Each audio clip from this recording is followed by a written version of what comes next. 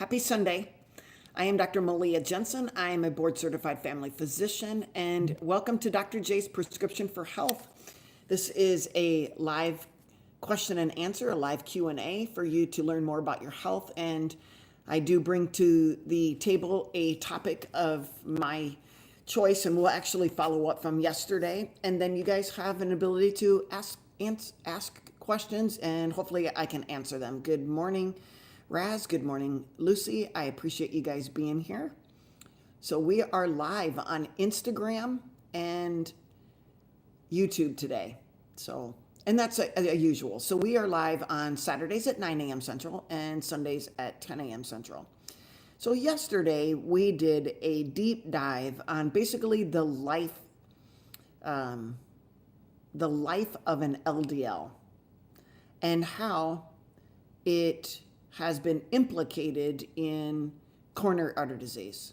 And we began by talking about every LDL starting out as a VLDL in the liver. So when the liver supplies energy, there's Penny, you got it, all right. So I'm glad to see you. All right, so when the liver sees a bunch of sugar or increased amounts of fatty acids in the presence of insulin, it will load up VLDL with cargo. So the liver takes liver components, triglycerides and cholesterol, and packages them all neatly into a VLDL and sends the VLDL out into the bloodstream. And when it delivers its triglycerides to muscles or other tissues that are in need, the VLDL shrinks down into an IDL and eventually into an LDL. And it's the LDL that delivers cholesterol to cells that need it, or the brain or wherever it's in need. Okay? And then after the LDL drops off its cargo, it heads back to the liver. The liver is the home base. The liver is the home base, and the liver accepts it, and whatever cholesterol is remaining, it either is recycled or it is eliminated in our bile. Now, when things go off or get off kilter is when there is an environment full of sugar and high insulin. When insulin is high in our body, it causes fat to accumulate. Remember, when we're in ketosis, ketosis means low insulin, low blood sugar. When you're in ketosis, you're breaking down fat for energy in the form of ketones. But if sugar is high and insulin is high, you can't break down those fatty acids for ketones. You're actually going to store more fat.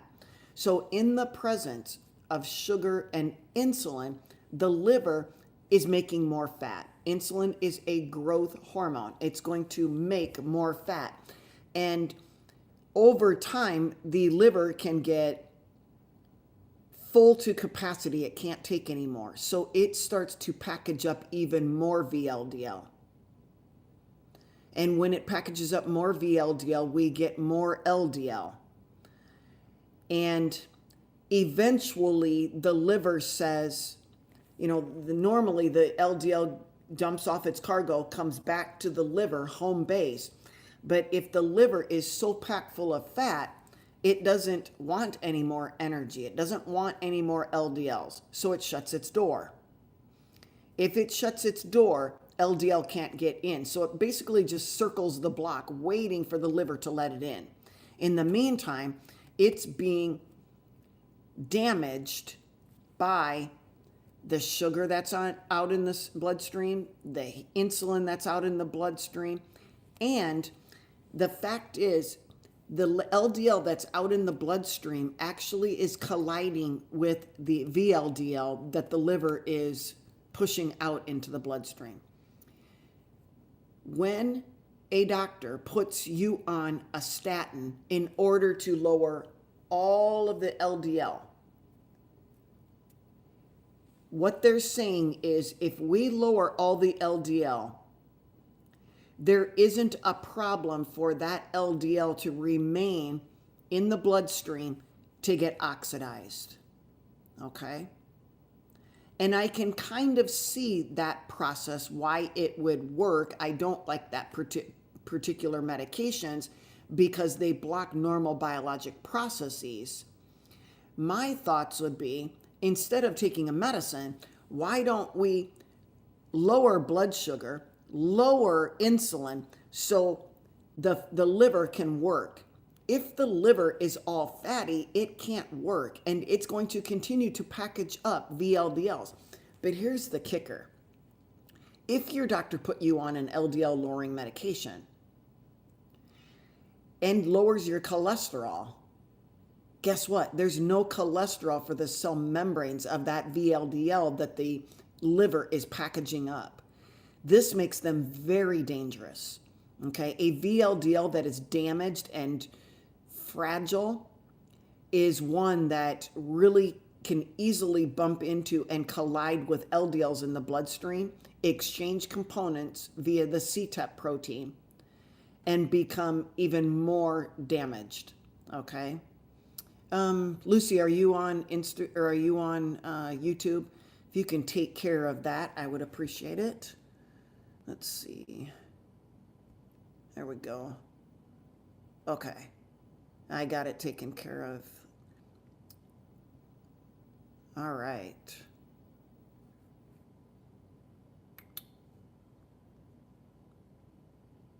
Okay. So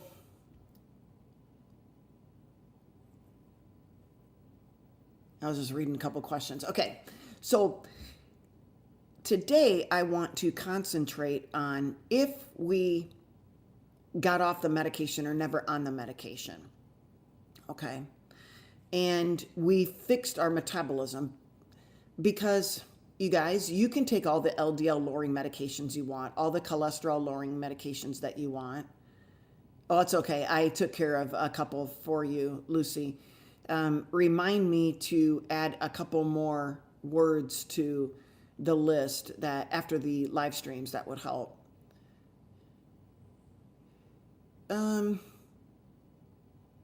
Okay, before we get into regression, I'll answer this question by DK. What if one has high LDL but normal liver numbers? One, I would question whether or not you actually have normal liver numbers, okay? So you want to look at an AST, ALT, GGT, and an alkaline phosphatase for sure. You want an ALT between 10 and 15, an AST between 10 and 15, a GGT less than 20, and an alk phos less than 100. Then I would say your liver enzymes are optimal. I would also need to see an insulin level, okay? A normal insulin or an optimal insulin level is between 3 and 5. I would want to see your triglyceride level. An optimal triglyceride level is 70 or less. If all of those, DK, are in what I consider optimal levels, then we can talk about your high LDL. But until I know all of those things, okay, I'm not sure that your high LDL and normal liver enzymes is, I would just need to more information, okay?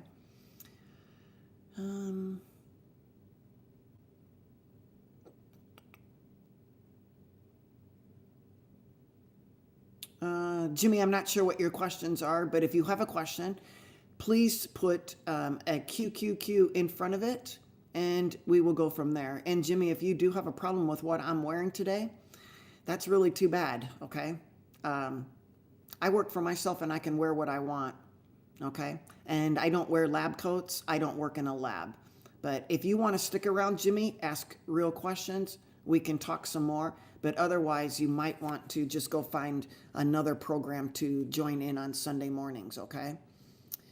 All right, can you post those 4 you mentioned and the optimal numbers? How about DK, you get a pen and paper right now, okay? Because I have posted these before, all right? And the ALT and AST, the optimal numbers are between 10 and 15. A GGT of less than 20, okay?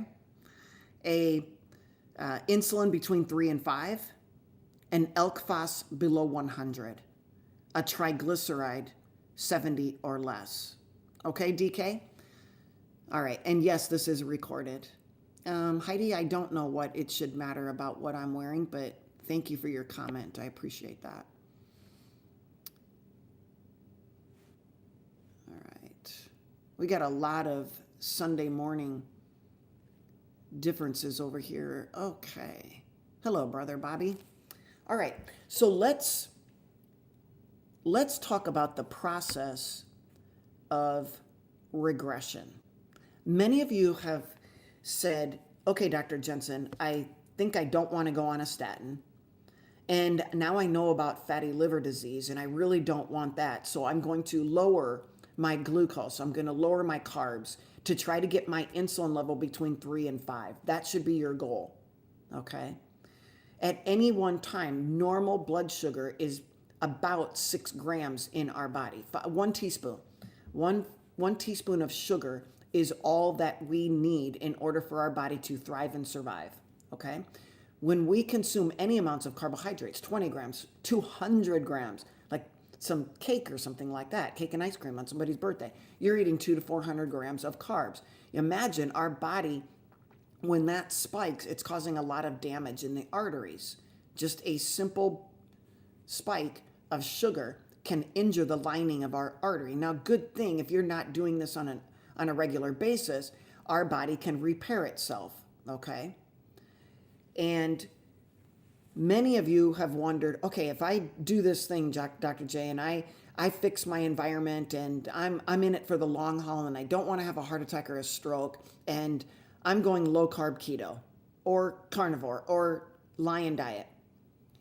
The only way for your body to cause regression or go into a regression of the current plaque you have, because many of you ask, I got a calcium score or I got soft plaque. Okay, I get it. Can it regress? Absolutely. Naturally? Yes. Without medicine? Correct. But it can't regress in the presence of insulin, high insulin, over 6. You cannot get regression without that, okay? There are 3 stages of what I wrote down. There's 3 main stages of regression, and each stage requires that a low insulin, low inflammation environment is present, okay? Stage 1 is something called a phenotype switch, where your macrophages are either M1 or M2, okay?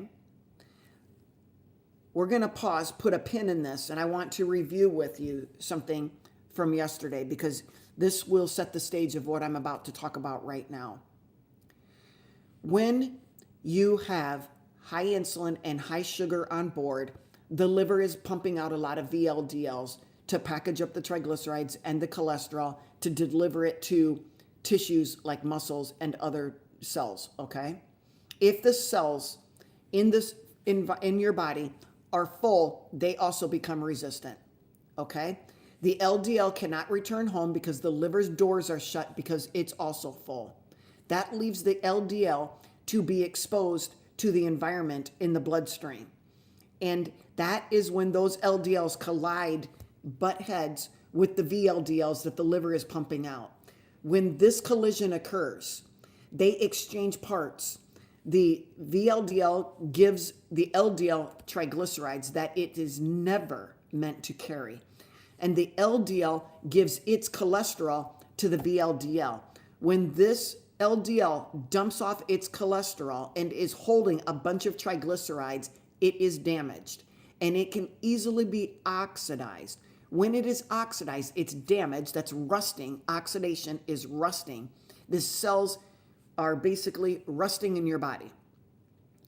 That oxidation attracts macrophages, the M1 macrophages, okay?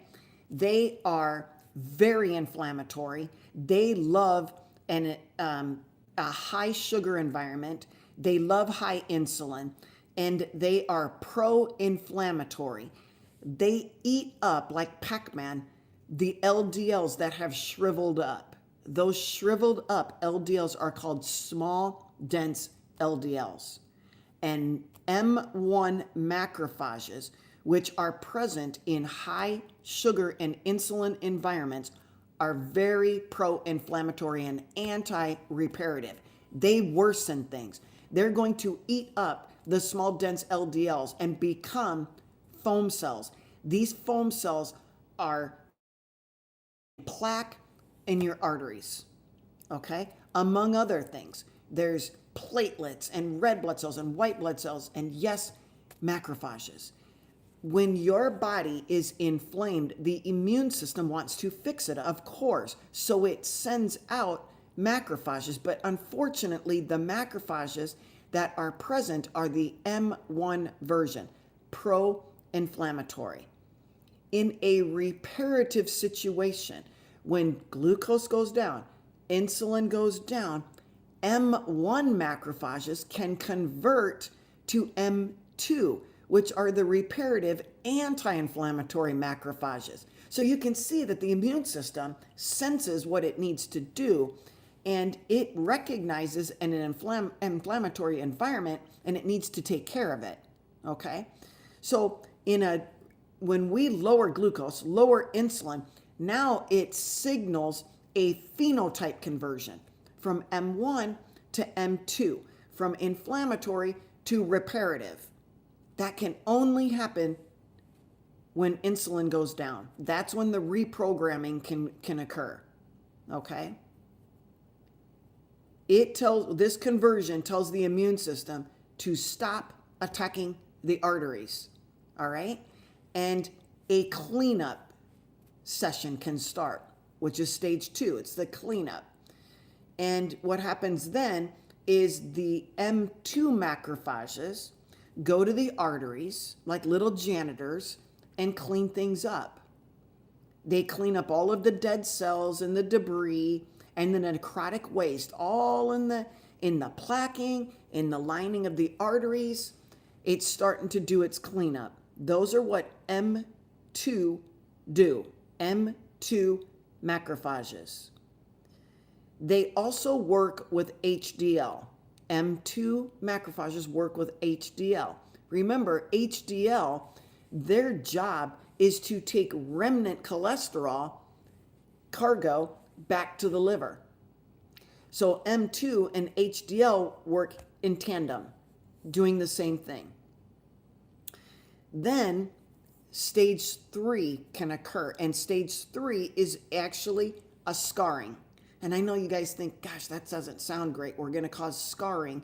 But it's important because you don't want the mushy core of a plaque. That's full of M1 macrophages, that core of plaque that can break off and cause a heart attack or stroke.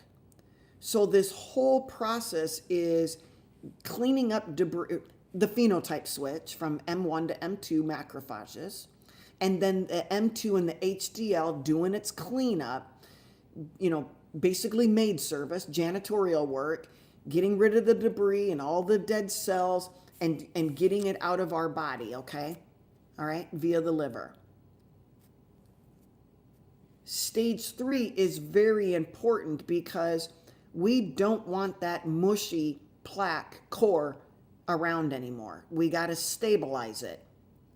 And we stabilize it by building a fibrous cap.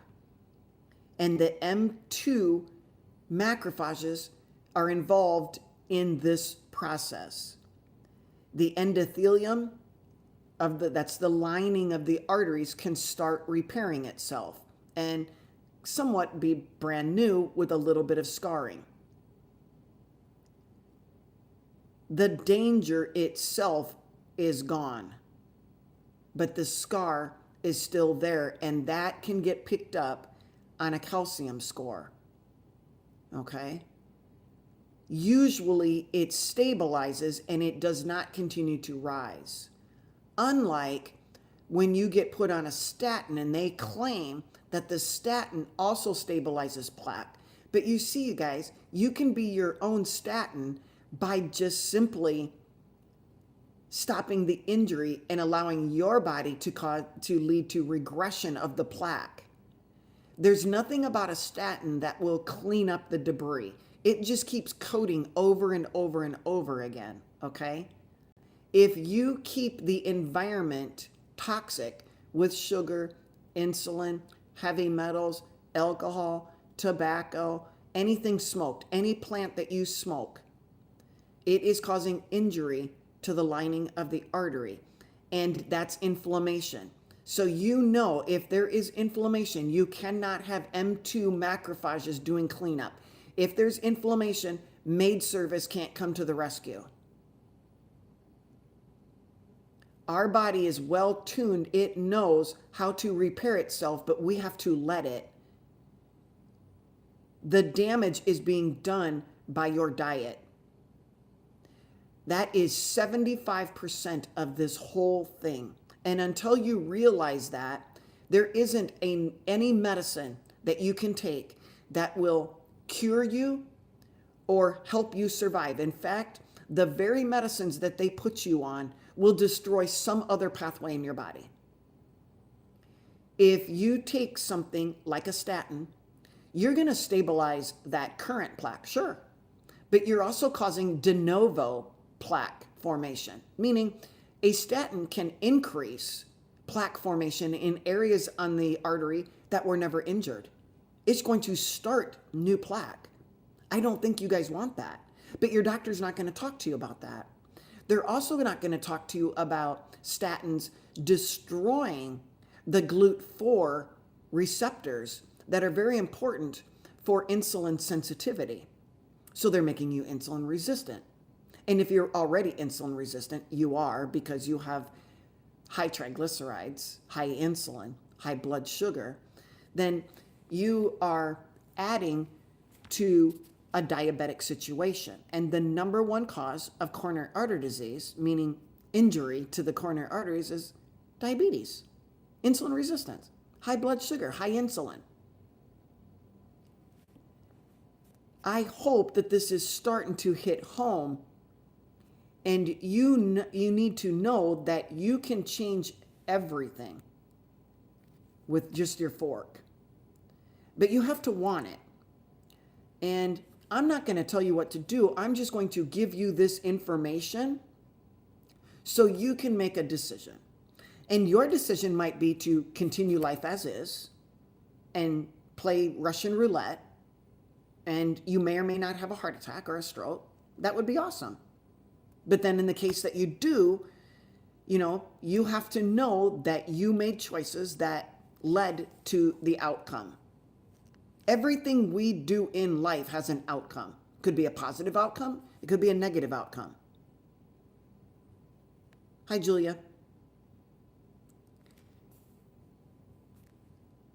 If we want regression to occur, you've made the decision and you want to go through stage 1, the phenotype conversion, stage 2, the cleanup, and stage 3, stabilization, it can only occur if you take away the injury, the hurting. Does this all make sense? Give me a wave or a heart if this is making sense to you guys, because it's important. It's important because you guys are still stuck in the LDL is the cause of heart disease. And I'm not going to deny that, but you have to know that it's the small, dense LDLs that are the problem child. And they only arise if your diet is full of carbs, excess carbs, sugar, processed foods, and seed oils. That is, in a nutshell, it seems so easy. Yet you have to make a decision, because even though I say this is an easy information to understand, you're still being gaslit, medically gaslit by your doctor. The doctor only sees LDL. So I give you all of this information. I give you the life, the life of the LDL, how it starts out as a VLDL, how it becomes an IDL and an LDL, and how it comes back to the liver and recycles, and how the HDL picks up the remnant cholesterol and also takes it back. This is a normal system in our body, you guys. And we've disrupted it by causing fatty liver, by causing fatty cells, by causing fatty muscle. You can't get fat without insulin. Look at a type 1 diabetic. Look at a type 1 diabetic. They can eat 10,000 calories a day and never gain weight. Why? Because they underdose their insulin. They don't give themselves insulin. They can eat whatever they want. They'll pee out everything. They will pee out all of the calories. Now, this is not a good thing. They can go into ketoacidosis, of course, and likely die. But if they manage it halfway and they want to be the fun of the crowd and get all the, oh my gosh, I can't believe you can eat all that. Yeah, just underdose your insulin. Insulin is what makes you fat. It is the master hormone, a master hormone. I'm not going to say the master hormone. It is a master hormone, okay? Why don't doctors know this? I can't answer for them. I can only answer for me, the doctor. The only way I know about this is I studied it. Because you guys brought the question up. Okay, doctor, if I do everything that you tell me to do, can what I already have damaged, can it heal? And the answer is yes. Yes. But I don't know how much damage you have, you guys. I mean, some of you have 60 years of damage going on. But your chances of fixing your environment now and giving you 40 extra years of life that is not, it's quality, not just quantity, is better than playing Russian roulette with continuing with what you're doing. But again, I'm not going to tell you what to do. And you ask, why don't other doctors know that? They don't take the time. They're so busy seeing patients, 40 of them a day, doing the clickety-clack work on their computer to get paid, following the insurance company's orders. Those are called standard of care, you guys. Doctors follow standard of care. They do not use their own brains. In fact, they don't have any brains. They're mush. By now, they're mush. Mine was mush. But I escaped the matrix. I allowed my mush to heal, and then I retrained it. And so it brings me to a verse in the Bible that I bring up all the time. And it's in 1 Thessalonians 5:21 and 22. And it says, test everything.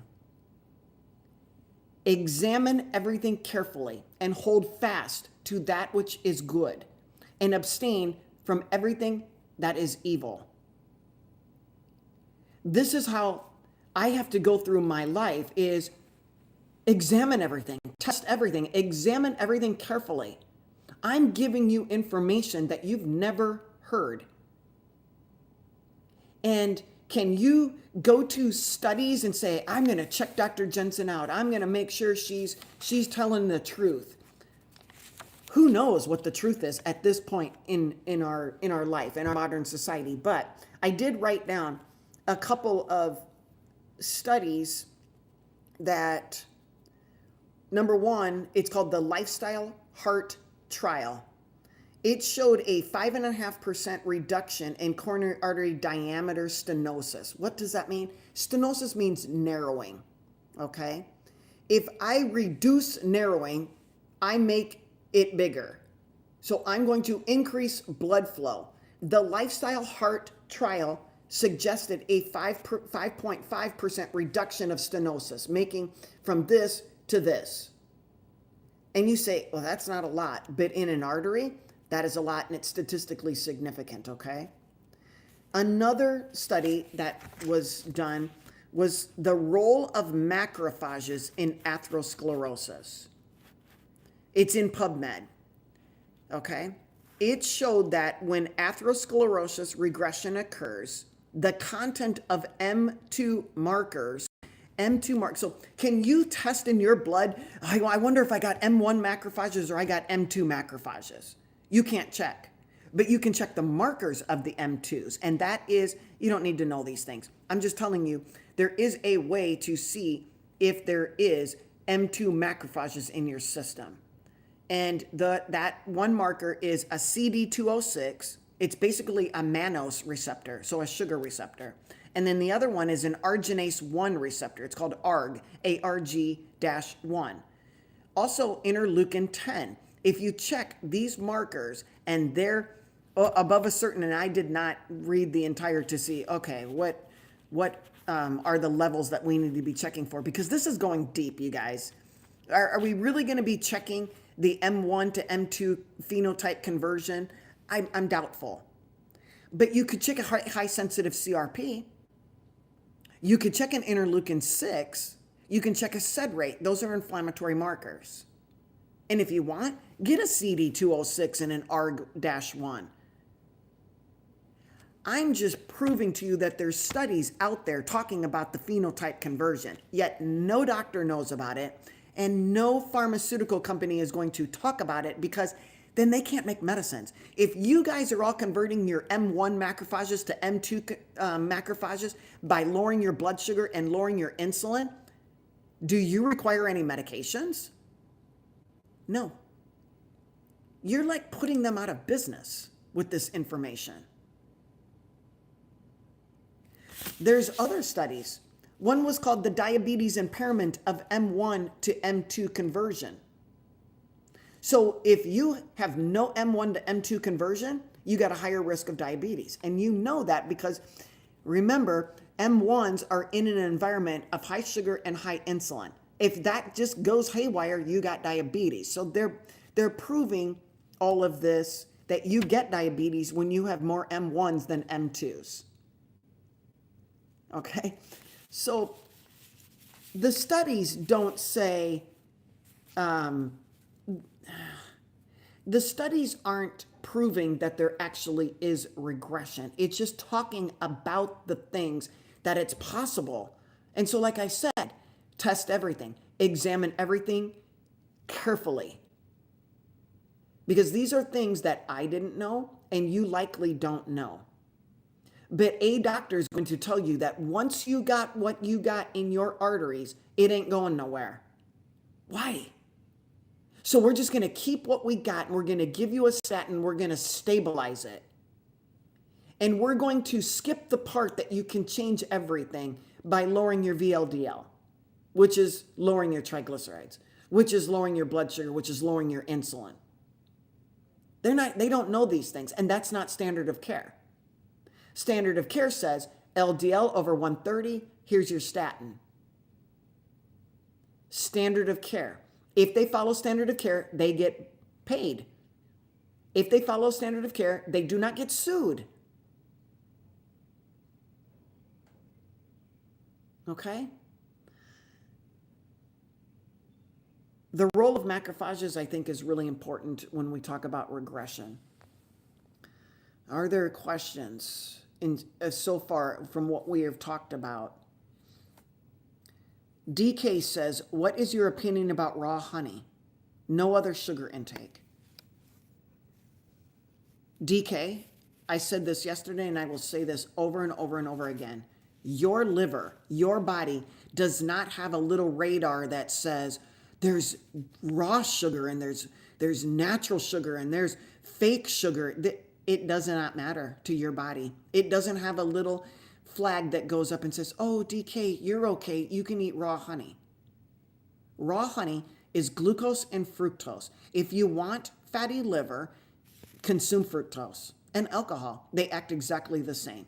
If you have excess glucose on board, then you are prone to getting fatty liver disease. Now, DK might only eat 1 teaspoon a day. His body or her body can handle it just fine. And DK goes on their merry way eating raw honey.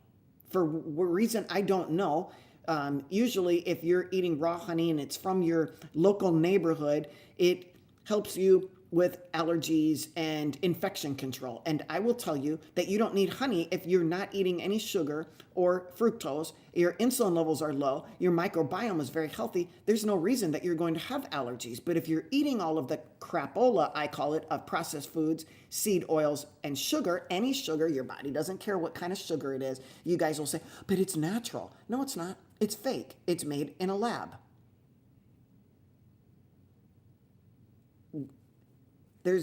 You can tell me all day long about how natural honey is. I would agree, it comes from the little bees. It's still sugar. Your body will still see it as sugar. Glucose and fructose. So I can have an opinion about raw honey, and you can too. I just tell you the information, and you can make a good decision on whether or not you want to consume it. Tristan asked about alpha-gal syndrome. Alpha-gal. It's going to be kind of a key word here. And I guess, why don't you ask me a question, Trishan, about alpha-gal, and we'll go from there. Thank you, Lynn. I appreciate that. Okay.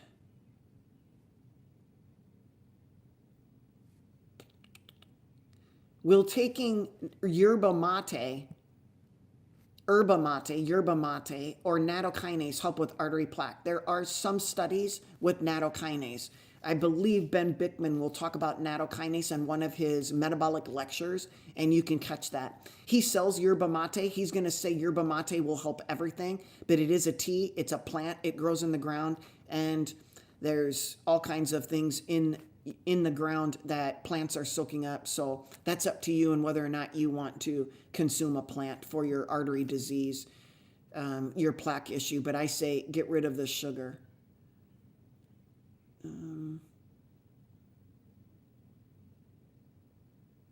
Yeah, they sure do, Choo-choo man. And the American Heart Association has huge marketing. They have huge funds. They have huge, what do you call them, lobbyists. They're making a ton of money.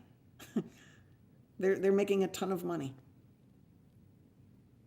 They want you to eat sugar and have heart disease. Choo-choo, elk phos. You want alkaline phosphatase. It's a level on your chemistry profile. The alkaline phosphatase is an enzyme that is present inside the lining of the bile duct, the bile ducts.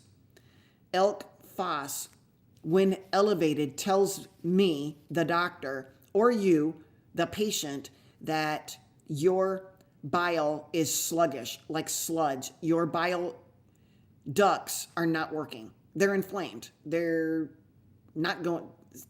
Bile is not going. There's no flow. So things are backing up. And then you end up getting cholestasis. Okay?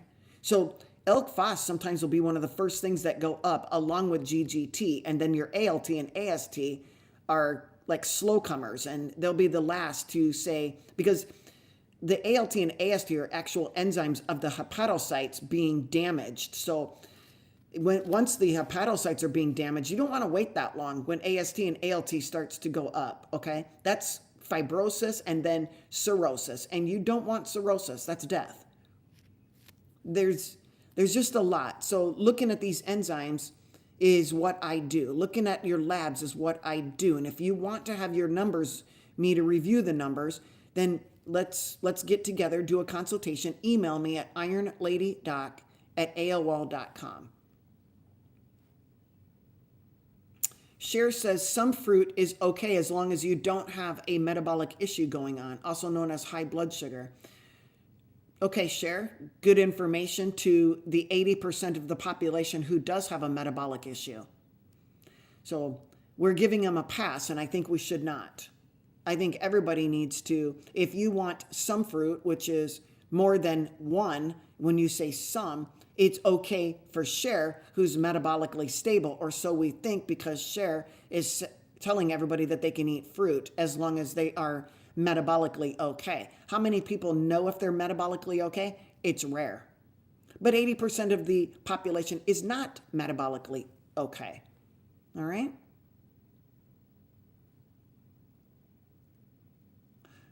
Cher says You all can just order your own blood work, okay? Get a C-reactive protein, maybe a high-sensitive CRP share, and see if it's coming from your pancreas or your liver. Share, what are you talking about? Your C-reactive protein. Tell everybody the information that you have in regards to your liver and your pancreas and CRP, and really what CRP is from.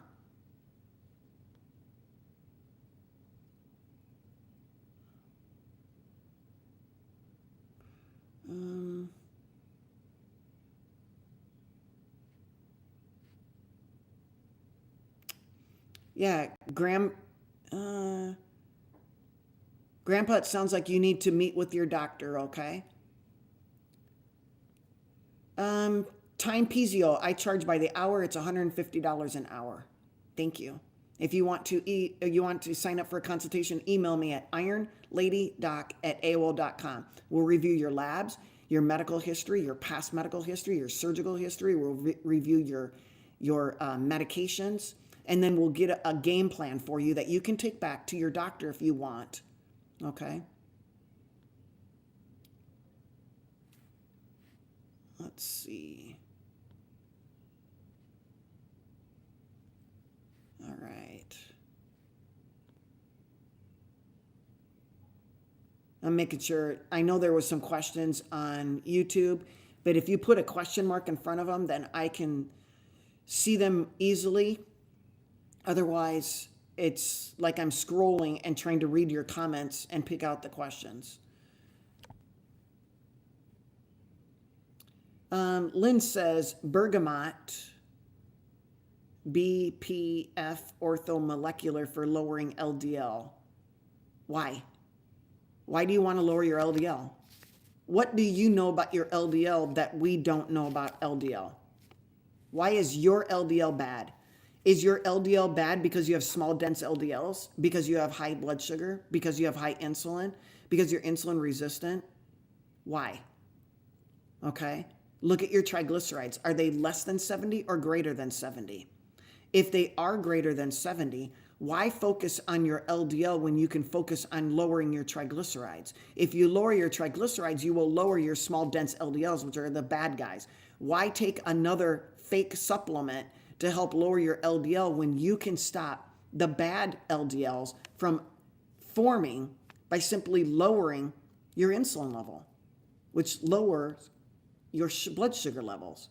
Low blood sugar, low insulin. A low, high-sensitive CRP, I don't know what your version of low is, but it should be less than 1. A high HDL, I don't know what your version of high HDL is, but it should be greater than 70. A 147 ApoB really tells me nothing unless you tell me what your triglycerides are.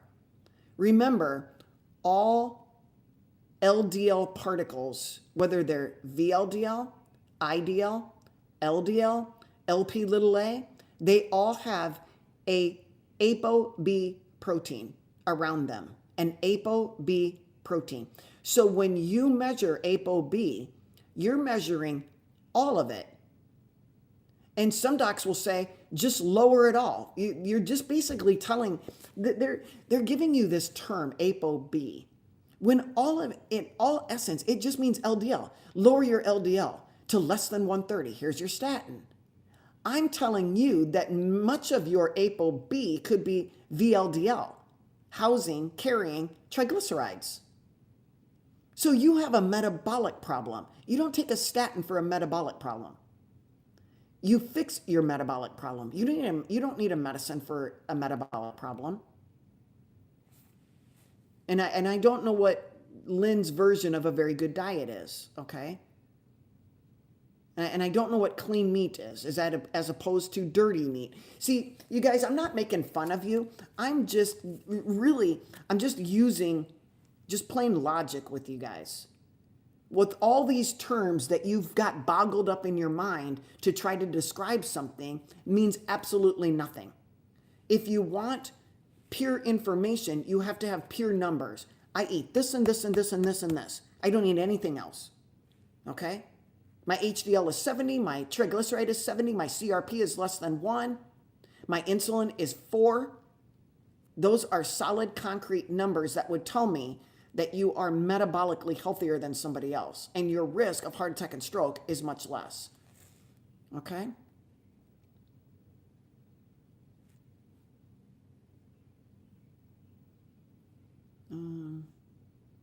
RMs asks, what are your thoughts on juice water cleanses? Why would you put a bunch of juice sugar bombs into your body to cleanse you? That would actually make things worse. Thank you, Zach. Thanks for being here. I appreciate it. Zach asks, how should you go about going off of metformin? 1, meeting with your doctor, discussing your plan of action to lower your blood sugar, which lowers your insulin, which does not require metformin anymore. That's how you do it. KP says, I stumbled into intermittent fasting. That tells me that somebody didn't feed you for like 8 to 16 hours and you stumbled into intermittent fasting because there was nothing else available to eat. Last August, changed my eating habits, cut out all extra sugar. What is extra sugar? What is extra sugar? Extra sugar is anything over 6 grams that your body needs, 1 teaspoon. Carbs are sugars. So extra sugar, carbs, again, what is extra sugar, okay? You guys, be specific. Let's teach people. Let's be on this journey together. Introduced healthy fats. What are your healthy fats? What are healthy fats? And went from a terrible 225 pounds to a much healthier 160. So simply by KP probably getting off a standard American crapola diet, eating whole foods, looked like less carbs, no seed oils, and no processed foods, and lost, 85 pounds? Who doesn't here want to lose 85 pounds with what KP was doing? Tells me that KP was eating a lot of crapola before, right, KP? Mike, yeah, it is literally in a nutshell. Oh my goodness.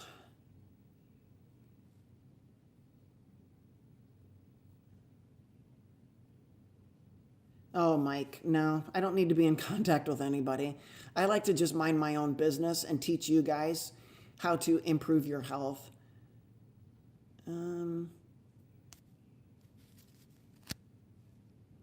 Mike says, I took a statin for a year. When I switched docs and stopped my statin, took a full blood panel and looked better after I stopped the statin. Okay, good.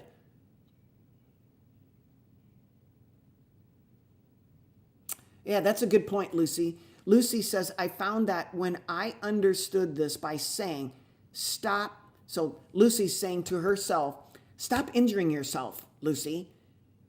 For her, that was much easier to make a decision not to have bad stuff. And I use a very similar talk to myself. I'll say, okay, Malia, do you want to poison yourself today? Or do you not want to poison yourself today? Okay?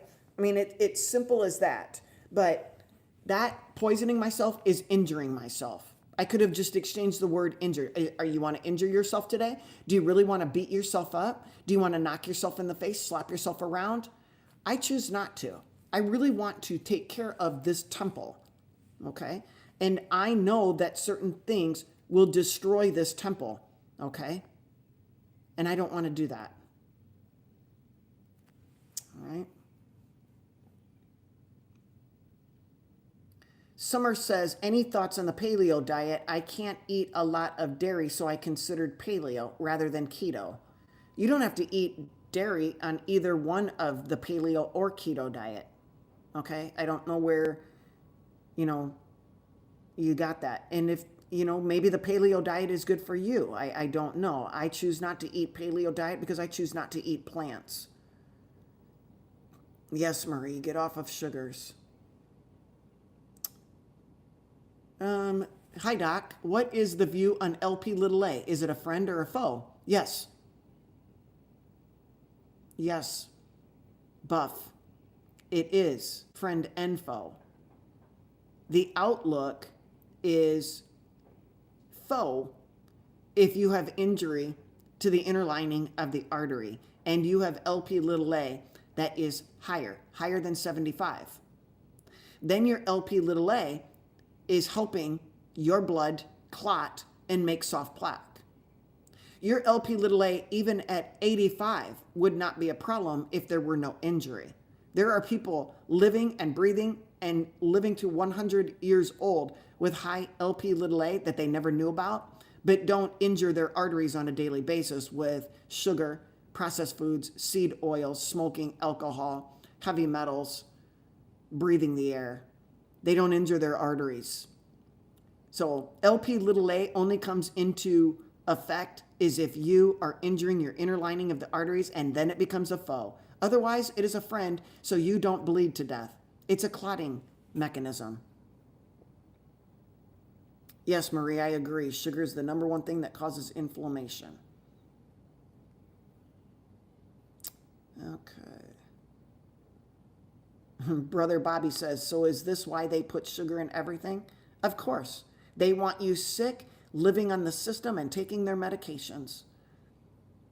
I suggest that Brother Bobby might want to live off grid and not be controlled by Big Brother. But that's going to take Brother Bobby following a human diet, not a Frankenfood diet. Sugar in the Tank says, I work at a hospital and blood sugar is focused on. Of course it is, because if your blood sugar is high, they give you insulin to make you sicker and fatter and fatty liver and all of that. And blood sugar, honestly, sugar, it doesn't go up until it's too late. Your insulin has already been high for years.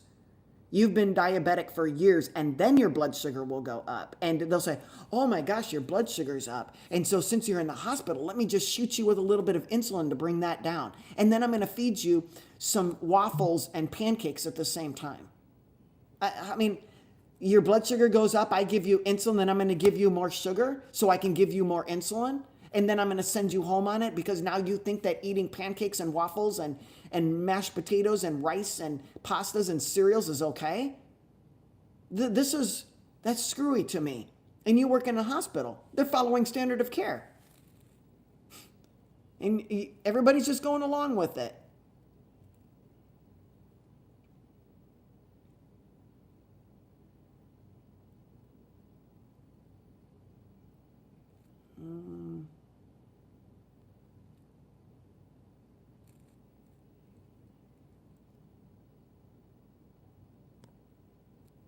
All right. I'm trying to scan. Please put a Q in front of. How does someone know if they have these M1 to M2 conversion? What is the test? Lucy, hopefully I answered this. You can check the markers of the M2. One is the CD206 and the other is the ARG-1, the ARG1, arginase. It's an enzyme, arginase 1. Is there anything else to check? IL-10, interleukin 10. But you could just get a high sensitive CRP and insulin and triglyceride level. And what did I say? Triglyceride, insulin, high sensitive CRP. Just those three actually. And you'd be able to tell if you have either M1s or M2s on board. If your insulin is high, you can't have M2s. If insulin is high, you don't have M2s. So there's no real reason to check all the other things. Does that make sense, Lucy? Hopefully it does. KP says they were on PPIs, proton pump inhibitors, for over 20 years. Now none. Diet and habit change was all it took. Good job.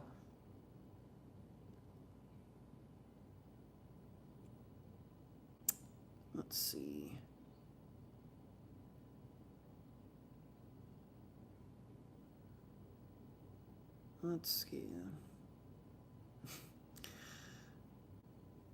Michael, there is no such thing as organic free-range fructose. It's destroying your liver. Doesn't care if it was organic or not organic, free-range or not free-range. It's fructose. Fructose causes fatty liver. Get a uric acid level. You guys who are eating a bunch of fruit, get a uric acid level. You want to destroy your kidneys? Look at the uric acid level. look at your fructose intake, look at your fatty liver, and then you'll say, do I want fruit anymore?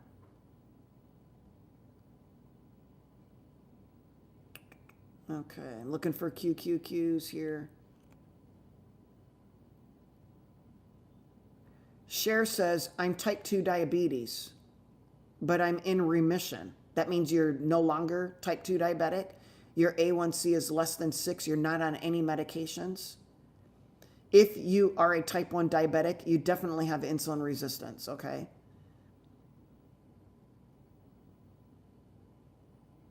You're very welcome, KP. Thanks for being here.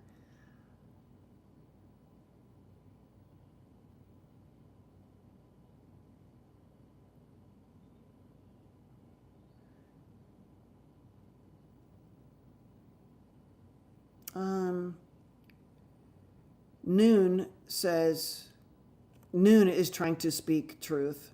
Noon says, you're speaking truths. However, so whenever somebody uses however or but, that reverses everything that was first said. Do you guys understand that? You're speaking truths. However, you're a bit condescending. What does that mean, Noon? And lecture-like, meaning the people that come here, we did give a lecture. I spoke a few minutes or 20 minutes. I did lecture, a small metabolic lecture on regression, the biological regression of plaque. So I suppose it goes with the territory. Noon, you have free choice to just move along. You don't have to sit here and be lecture-liked too and hear somebody who's condescending and who does speak truth. So I'm not understanding any of that because you use the word however. Thank you, Elp. It's my dad's. I wear it on certain occasions. My hoodie. It was his. He used to work at Mal Marine when he retired. He would wax and detail boats. He was very good at what he did. Thank you, Phyllis. I appreciate that. I am trying to give you information, and I do give you my time. I'm doing this for free, sharing this information with you because you guys have questions. I know you have questions because you direct message me. You ask questions on Instagram. You guys are scared, and you've been told one thing, that LDL is going to cause you to die. That, by the way, is medical gaslighting. And on the other hand, I'm telling you that only certain types of LDL are going to lead to your demise if you continue doing what you're doing. You could be okay with that, okay? And that's fine, as long as you know the repercussions and you can make good decisions. That's what this is all about, is sharing information with you so you can make a good decision for you. So KP might say, I hear everything that Dr. Jensen is saying, and I'm going to do raw honey. And Cher is going to, I hear everything you're saying, Dr. Jensen, and I want 1 or 2 pieces of fruit per week. And I'm going to monitor my insulin, my CRP, my triglycerides. I'm going to do all those things. And if it gets out of hand, Dr. Jensen said, you know what, maybe I should back off so I don't want fatty liver. Those are the decisions that you guys can make, but you can't make any decision if you don't have any information. And if you've been told that things are, good because you have an LDL that is less than 100, yet you know in the back of your head that people are still having heart attacks with normal LDLs or optimal LDLs according to their standards, you start to begin to wonder that, hey, maybe LDL is not the thing. I mean, mine was low. It was 70, it was 50, it was 40, it was 30, yet I still had a heart attack. Then it's not all just LDL. There's a metabolic environment going on that's destroying the artery lining, aging and oxidizing and rusting your arteries as we speak. Okay?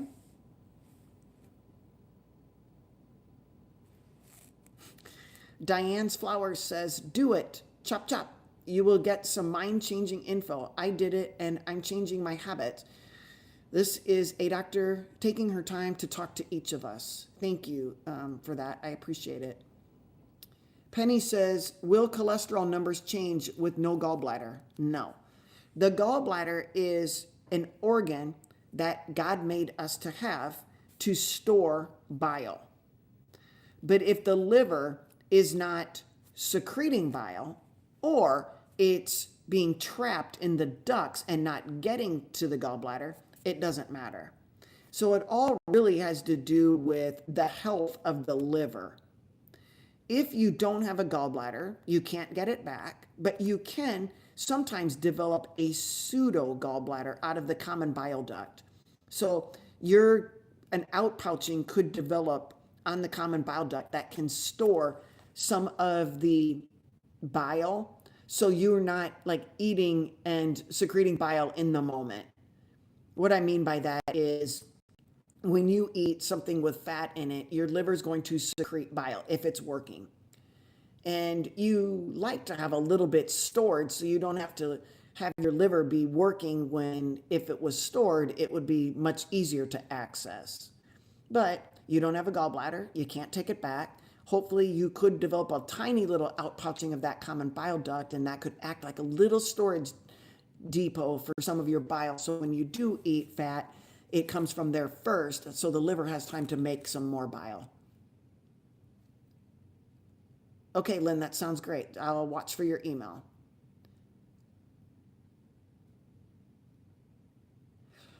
Nina asks, is fasting triglycerides what you are concerned about, or does non-fasting also matter? No, getting a fasting triglyceride level is best, and always be consistent at the time of day that you're getting them. So say 10 a.m. every single time you check your labs. Get your labs checked at 10 a.m. and be consistent. So if you were to go fasting 72 hours, say, your triglycerides will actually come down. That's called fasting. Thank you for the super sticker. I appreciate that, you guys. Those are what help the channel continue, okay? And I do appreciate it. It makes me feel good. Thank you very much. I appreciate it. So Nina's asking, how should you check your triglycerides? You should check them fasting. And the appropriate fasting is between 10 and 12 hours. If you go longer than 12 hours, your liver starts to make more cholesterol. So it's saying, uh-oh, no one's eating, I'm going to make some cholesterol. So 12 hours max, 10 hours, anything less, you're not going to get an accurate level, okay? Good question. Is A1C of 5.8 will be diabetic? Kian asks. If A1C of 5.8 is pre-diabetes, unless of course you're carnivore, and then it may not pertain to you. But an A1C of 5.8 is pre-diabetes. That would tell me that you have insulin resistance. You have high insulin because of high blood sugar, and you have probably a high CRP. It might not even be registering yet. Your liver function might be right on the borderline of fatty liver. But checking triglycerides in this case might help you make a good decision. Suzanne says, do you like olive oil? No. Matcha? No. Green tea? No. Olive oil, for the most part, it's fake, or you're spending a ton of money for fake. Okay? Monounsaturated fatty acids are in my meat that I consume, so I don't need any extra olive oil, unless, of course, I have a tendency to make a lot of LDLs, and the liver can't take them all up. Then I'm going to lower some of my saturated fat and increase my monounsaturated fat. But I won't choose olive oil. I'll choose a fake avocado maybe, or some fake macadamia nuts. But matcha, green tea, those are plants that grow in the ground, are a lot of exposure to heavy metals, and I choose not to put that in my body. Cynthia asks, when is a little a mostly a concern? I missed it. Mine's high. Yep, Cynthia, great question. A LP little a is a concern because it is a blood clotting protein. And we need that if we are bleeding to death, but we don't need it if we have continuous injury in the lining of our arteries. Now we are making blood clots in our arteries. So if you don't have injury to the inner lining of your arteries, LP(a) is just like living the life, not doing anything, sitting in a lawn chair on the beach, watching the waves come in. So it's not really a concern until we have injury from the lining of the artery. And that first injury is usually high sugar, high insulin. Okay? Robbie asks, are you carnivore? Not really, no. I would say I'm ketovore. I do tend to consume probably about 2 ounces of cream every morning. 4 weeks ago, I think it was about 4 weeks ago, I gave up cheese. I went into a bit of withdrawal, and now I'm good. And the amount of cheese I was consuming was maybe 2 of those squares of cheese that you get at the grocery store. They were real seeds, so I made a cut, so a block. So they were maybe a 1 by 1 square, 2 of those a day. And yes, I gave them up, and yes, I went into a little mini withdrawal. I don't know if it was actually withdrawal or it was me saying, really, do you want to do that? Why do you want to just take away the only one thing that you have as what you would think is a treat? And I said, a treat? A disease is not a treat. What if you're having problems with inflammation? Do you still want that treat? No, I don't want that treat. So I gave it up. The choo-choo train man says, in Hong Kong, the hospital gives 2 bowls of 300 grams of porridge when you tell them you are diabetic because they don't want your blood sugars to fall and have a diabetic coma. Hong Kong choo-choo man. They'd rather give you 100 units of insulin for your 600 grams of porridge than to have you get a diabetic reaction, a low blood sugar. So they would have to give you juice and wake you back up. That is the craziest thing ever. Suzanne says, do you not like any fruits? I love fruit. Love them. Haven't eaten them for years because there's no nutritional value. It's pure sugar. It's pure sugar. So I choose not to. I'd rather eat meat and eggs and butter for all of my nutritional needs.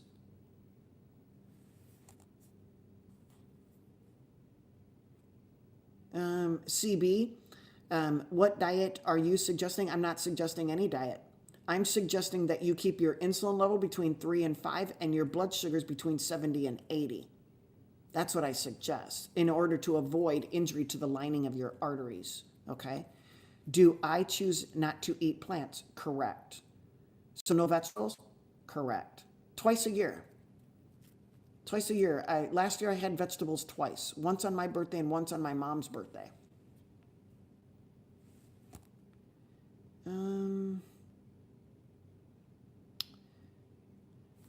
All right, Linus asks, hip surgery a few days ago. Any added nutritional information that may be beneficial? Lots of protein, lots of fat.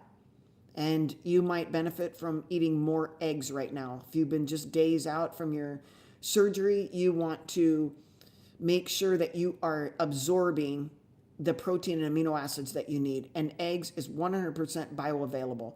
So scramble them and fry them, boil them. They are very good for you. They will give you the nutrition you need. Increased fats is important because they are healing. And so fats and protein, there isn't really anything magical about anything else. Your body is hungry, but it needs nutrition. It does not need what they say, just eat whatever you can. That is not really good advice because if you feed yourself carbs, you feed yourself inflammation and your hips cannot heal with all of that inflammation on board, okay? You want to give the best environment for the best hips so you don't ever have to do it again. Thank you, DK. I appreciate your kind words. Tristan asked a great question. I'm not sure that we know the answer. At least I don't know the answer. How long does it take for soft plaque to accumulate? Months? Yes. Years? Yes. It's an over and over and over thing. There's been some studies, don't ask me where, I have read them, I believe in PubMed, where they said the minute your blood sugar spikes, you cause an injury and a blood clot forms. So that's what, hours, Tristan. Now, luckily for us, if we no longer, so say you go out for ice cream and cake for a birthday party and you're carnivore and you say, or you're low carb, and all of a sudden you have some ice cream and cake. You get a spike, you get an injury, and then you get a blood clot, and then your body heals over.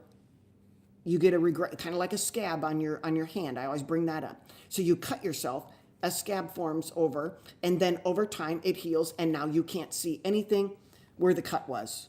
Same thing that happens in our arteries, okay?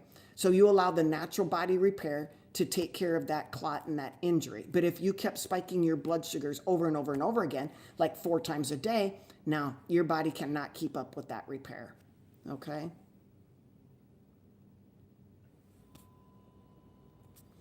Bot Robbie says, how do we ask questions? It appears that it's not in this chat, but I'm reading your question. There are words that I have eliminated. So if your question contains one of those words that was deemed by Instagram to be inappropriate, then your question won't be shown. Nina asks, can fatty liver get reversed? And if so, at what point is it irreversible? It is irreversible if your fibrosis, your hardening of the liver, you're inflamed. How about this? If your fatty, inflamed, hard, fibrotic liver becomes cirrhotic, cirrhosis, there's not a lot of going back. But keep in mind, the liver is the only organ in our body, the main organ that we need, that can regenerate itself. So yeah, I know that some doctors I listen to, or specialists or providers or healthcare enthusiasts, they have seen reversal of even cirrhosis with a carnivore diet. I mean, that is crazy. Yeah, thank you, Choo-Choo. That's true. I am taking questions from Instagram and YouTube, so I'm trying to get both. There's a lot of questions, you guys, so I do appreciate the questions. If you want your question answered higher on the totem pole, just do a super chat. It helps me and it helps you get your question answered faster. Okay.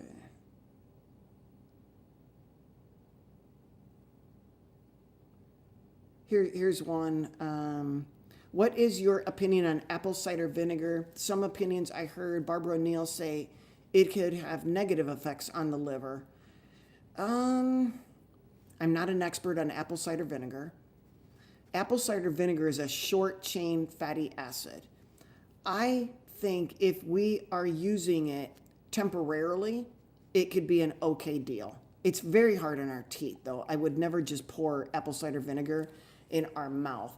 But it is a short-chain fatty acid. It could be used on a temporary basis to manage blood sugars initially if you're maybe transitioning from your medications on a ketogenic diet, okay? Actually taking exogenous ketones might help more than apple cider vinegar. Apple cider vinegar, some people take when they have heartburn and they want to get off their PPIs. It helps with the acidity of their stomach, increasing that acidity. Again, Barbara O'Neill, she's very respected by a lot of people. And, I just think it's maybe a half dozen of one or 6 of another. But on a regular basis, I don't think there's a necessity for apple cider vinegar. Okay. Yeah, choo-choo man, cream. Whole, heavy cream that's basically just skimmed off the milk. That's what cream is. You do 100 to 200 mils a day.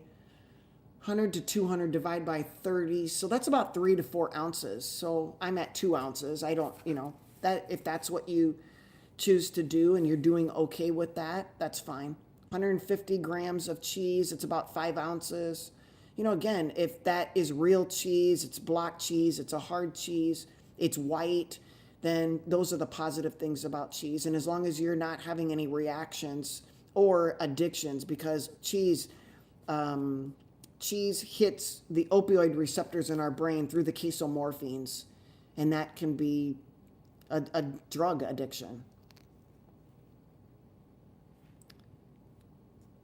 Suzanne says, how many hours a day should you, or how many hours should you fast?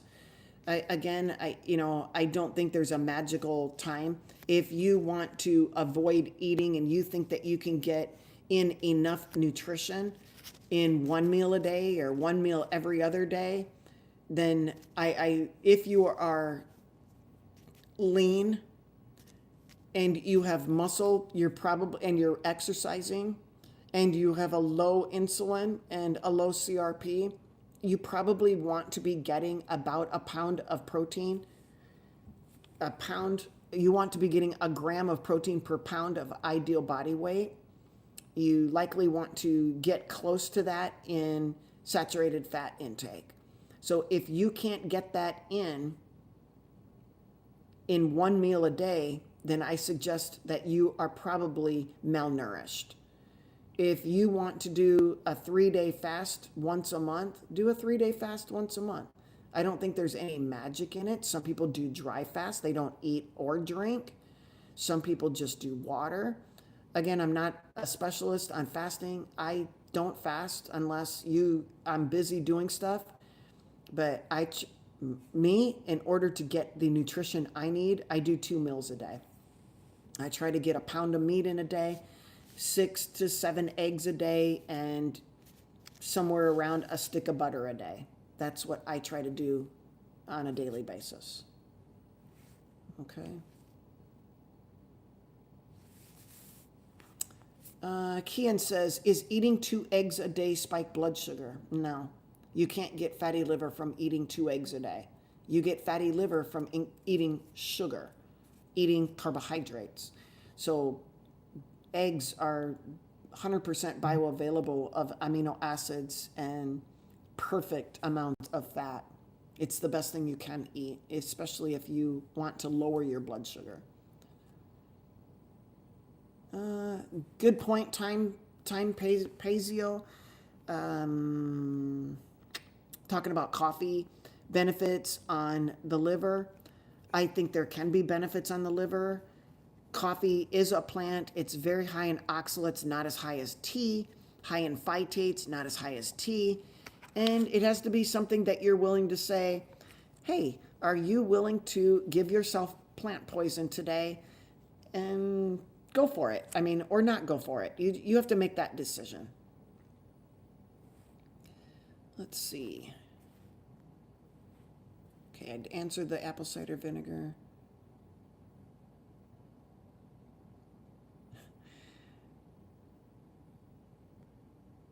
Okay.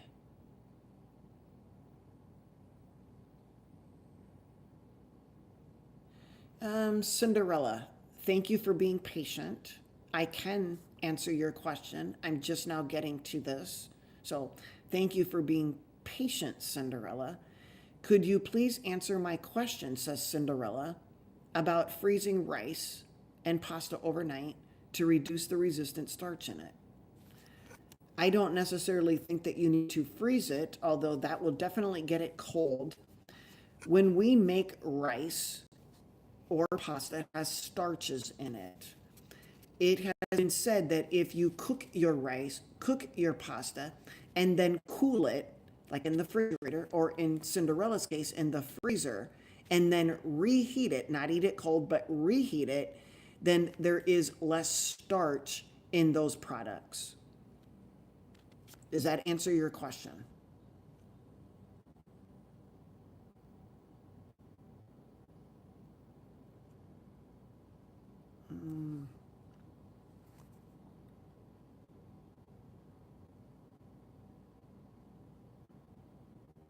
Okay.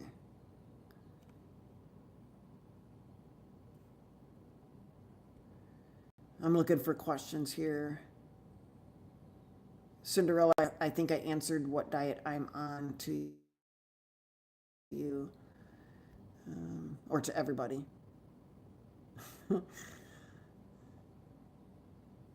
David says, is a zero sugar diet dangerous? No. There are no essential carbohydrates. Zero. None. There are essential amino acids. There's 21 of them. There are essential fatty acids, but there are no essential carbohydrates. Your body makes just enough sugar, 6 grams, that you need in order to thrive and survive. So zero sugar is not dangerous at all.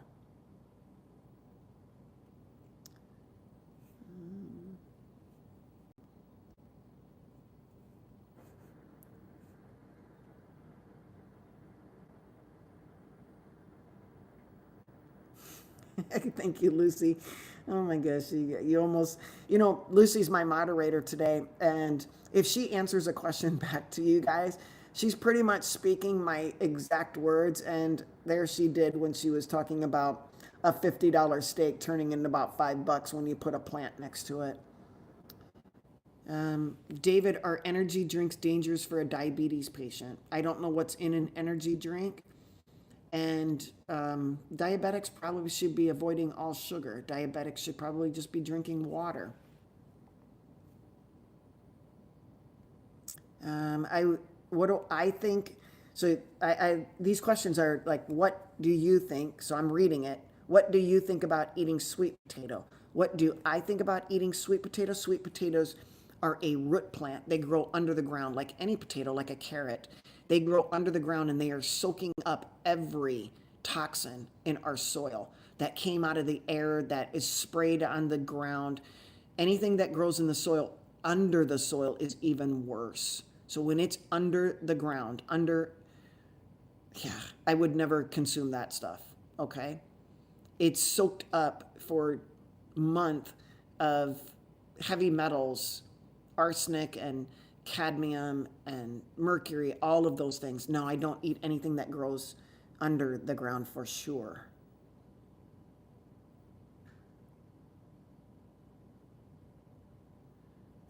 Cher says, in a 2-hour time span after eating, your blood sugar should be back down to 70 to 80. That is normal. Your blood sugar should come back down in 2 hours. Normal is between 70 and 80.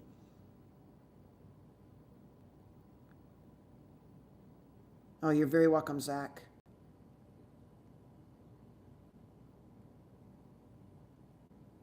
Let's see. And Jamez, thank you. If you're still here, thank you for the super stickers. I really appreciate it. David, hey, there you go. Why are there more viewers than there are likes? If you guys can hit the like button, please, the thumbs up. That would be awesome. Hit the thumbs up. And if you're not subscribed already, please check and make sure, and then hit that subscription if you're not. I really appreciate it.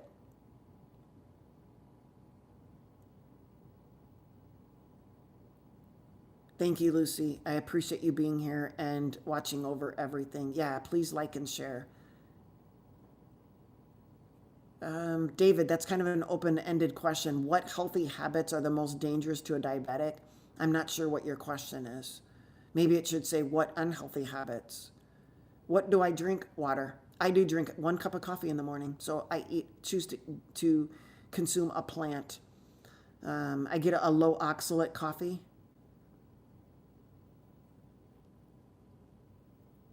Okay.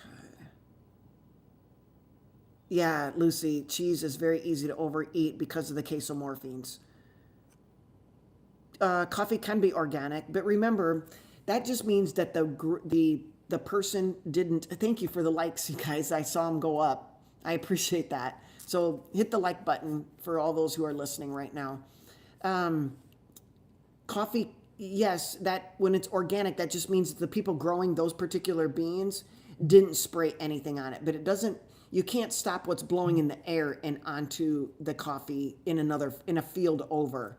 So, I mean, you could call it organic, but there's chemicals in the air and there's chemicals in the rain. So unless you put an umbrella over the coffee beans, really that you're just wasting your money on buying organic, I think. Maybe not. I mean, go ahead and buy it, but just remember that, what is coming down from the sky and what's blowing from the next door neighbor's fields are getting on the coffee beans. So it's more important maybe to get a lower oxalate coffee than anything else. Okay.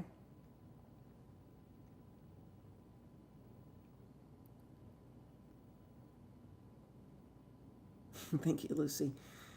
Okay. Yeah, Angel, please. Yeah, subscribe, share it, and like. I appreciate that.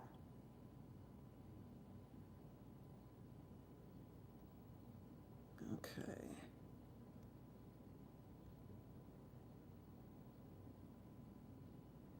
Is the meat grass-fed, grass-finished? Not always.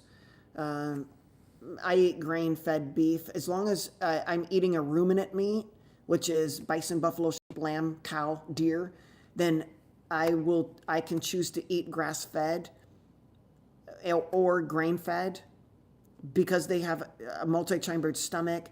I feel a little better that they are giving me what I need and not as much of the omega-6 linoleic acid that I don't want in my body. Now, chickens, on the other hand, I will only eat pasture-raised because chickens are a monogastric animal like us, like pigs. So we have only one chambered stomach, and so what they're eating, we're eating. So if a chicken eats corn grain, and that we eat their fat, then we are eating all of their we're eating their bad fats, their bad omega-6, and I don't want that inflammation in my body. But a cow, different story.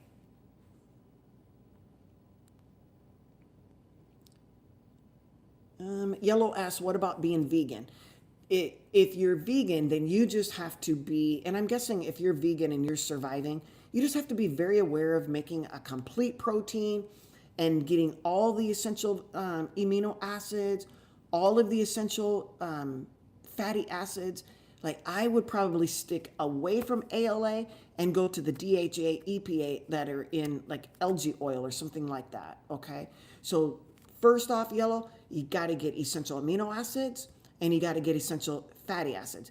Then you got to make sure that your amino acids are in what is considered a complete protein. So then you're not just surviving, you're thriving. Those are the two most important things. Fats, like I said, the algae oil, most of the plant fats are ALA, and we have terrible conversion of ALA to EPA and DHA. So most vegans are very low in essential fatty acids. It kind of goes with the territory. Plus, vegans have to be very conscientious about taking carnitine, carnosine, creatine, because there is none in a vegan diet. And those are definitely sources that you really need, or you're not going to thrive. You could survive. I don't know for how long.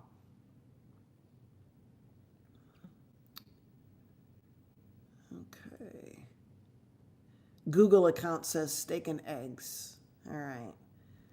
Uncle Charlie eats 1 meal a day, 1 pound of grass-fed meat, 4 whole eggs, 4 yolks, 2 pieces of sausage, calcium score 0. Awesome. And Uncle Charlie has a story. He was a severe diabetic, went carnivore and reversed everything, and is down like 150 pounds or something like that.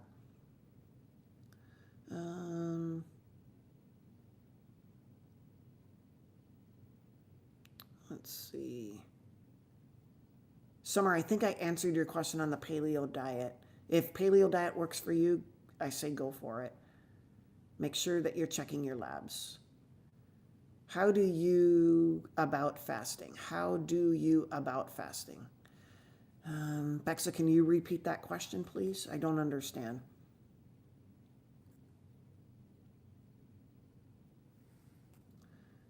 CB says, do you consider fish and poultry meat or just ruminant meat? Personally, I choose ruminant meat. There is chicken in our house. I ate a can of albacore today prior to this because I just didn't want to cook anything. So yeah, I'll eat fish a couple times a month. I eat sardines and tuna, but I don't eat a lot of it. So yeah, you can consider poultry if you like turkey and chicken. Just get organic, pasture raised. And if you get fish, get wild caught. I don't eat fish a lot. I'll eat sardines. Wow, that diet blows me away. It did, DK, about 5 years ago, I was seeing a patient in the office, and he was a friend of mine. I would consider him a friend of mine. And he came in one day. It was probably about 10 years ago, 8 years ago. He came in, and he was talking to me about his diet. And I knew he had high cholesterol. And you have to remember, 8 years ago, I was an LDL is going to cause a heart attack and kill you mindset. So I looked at his cholesterol and I just said, oh my gosh, blah, blah, blah. I don't know what to say. I go, you only eat meat. I mean, that was my question. I eat meat. I eat meat. He only ate meat. He only ate steak every single day. I said, you only eat steak every single day. Like, I found that fascinating and weird all at the same time. I mean, I could easily do it, but I just couldn't believe it. And I was thinking about the cholesterol. And then he proved it to me, got a calcium scoring test, and it was 0. And we didn't do insulin at that time. We didn't even know what it was. Or I did, but I didn't, right? So that is a story, DK. So I can see where my diet would blow your mind, because when somebody brought it to my attention before I knew, I thought, wow, that is really weird. Are you sure you're okay? He goes, oh my gosh, I feel great. I get up every morning, I'm doing the thing, and I'm exercising, and he was around my age. And I'm going, wow, that blows my mind. All you eat is steak. And then I was thinking to myself, all I eat is 3 burgers with a half a bun split so I can hold the thing together. And sometimes if I don't have a bun, I would use lettuce. And I would do that twice a day. Then I would come home and have a container of cottage cheese and go to bed. Not a good diet. But so I don't know what made me think that just eating meat was crazy, because now that's all I eat. Yeah, Susie, I lift weights every single day. Today I hit legs, so I've been working on functional movement. So we lose our ability to jump and move and stabilization. So I do a lot of stuff on the Bosu ball, on that half flat rounded side, the Bosu ball. And I do a lot of stability work. Today, spend a lot of time jumping. And it might, like today, with the plyometrics was more like just a 45-pound plate, jump up on 1 foot, back down, jump up on 1 foot, back down. And so you're only looking at maybe 3 inches, but then you build yourself up. And then, you do lunges from one side to the other side, to the other side, back and forth. So learning functional movement is very important. And I've been following a lot of people on Instagram, and I love the way they're training kids. I love the way they're training people how to jump. I always think about it. If you are running away from a plant or running away from a lion, you need to be able to get away, okay? And so I want to be able to jump a fence if I need to, okay? So I don't want to be running away from any plants. Those toxins will kill me.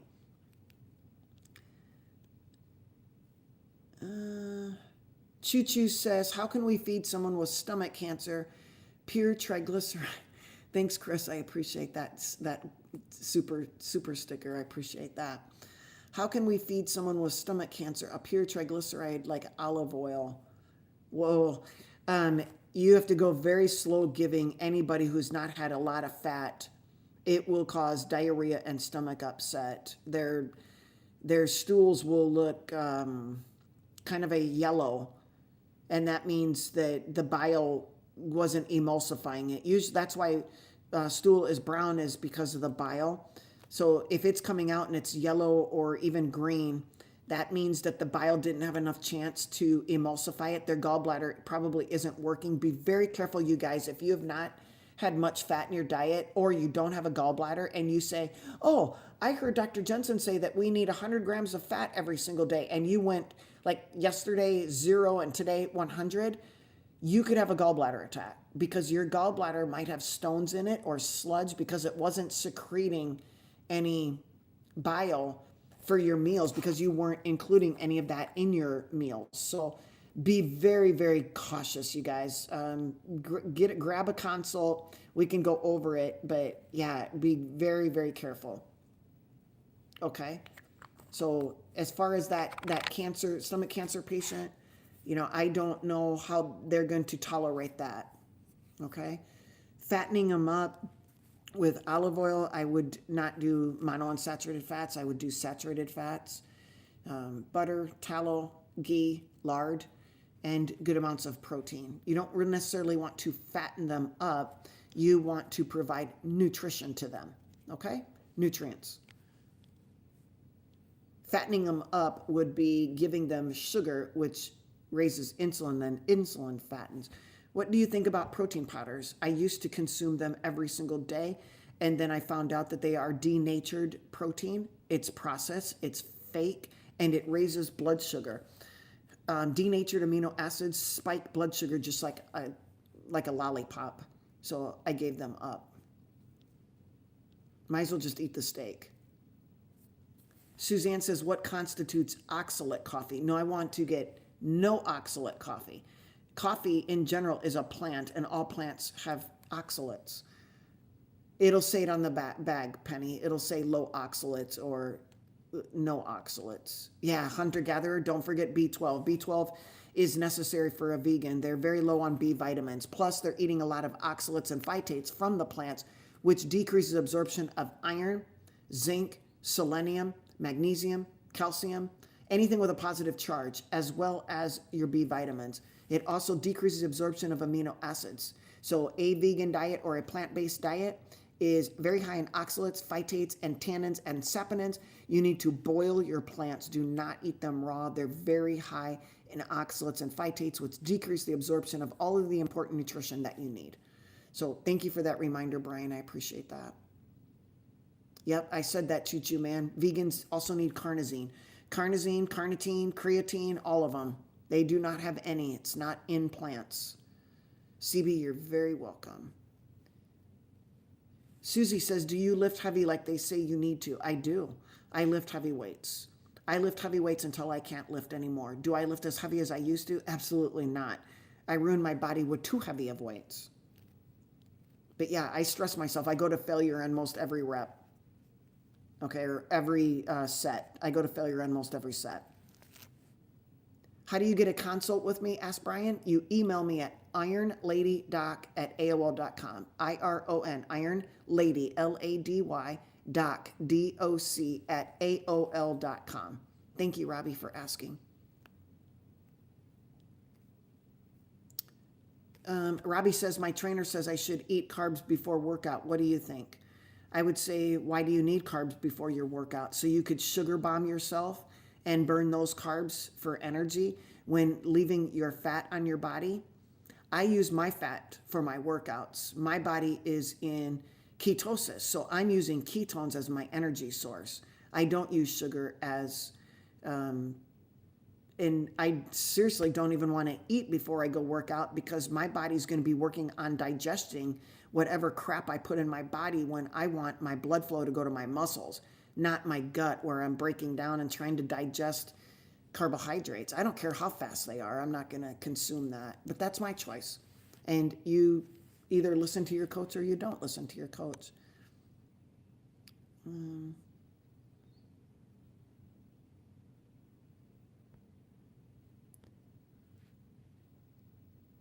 Okay.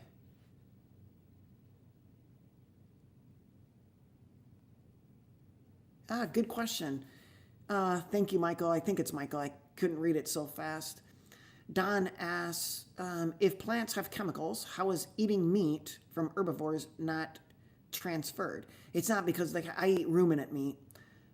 Ruminant meat, they have multi-chambered stomachs and they ruminate, and I'm eating their amino acids and their fatty acids. I'm not eating their grains.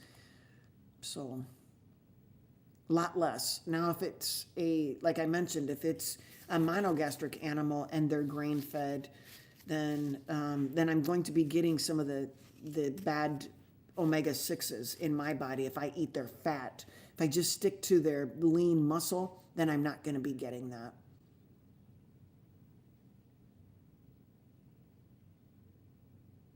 Yeah, Miss Tori, that is a concern. Nanoplastics and microplastics are a concern from plastic bottles, PVC piping. I mean, all the pipes used to be copper back in the day, and now they're not. Let's see. See, Lucy, I think, is tougher than I am. She says, you should not be drinking from plastic bottles. She's a tough cookie. Susie says, I believe in eating nothing before I work out, and people have told me I'm wrong. I'm glad to hear you believe the same as I do. I also work out in the morning, too. I will not work out in the afternoon or the evening.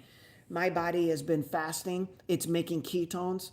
I feel amazing on ketones. I'm using ketones that I have been making overnight, and honestly, I have some body fat. I could probably live at least 2 months without eating on my little body. So there's more fatty acids on your body than you really believe, think. I remember when my dad was passing away, and I'm not trying to be. It was a beautiful thing. My relationship with my dad was beautiful. He was the best father that that anybody could ask for. But again, you guys might be biased with your dads. But my dad was awesome, and my dad didn't eat for. It was at least, and he was thinner than me. My dad he was just all muscle. He was a little lean machine.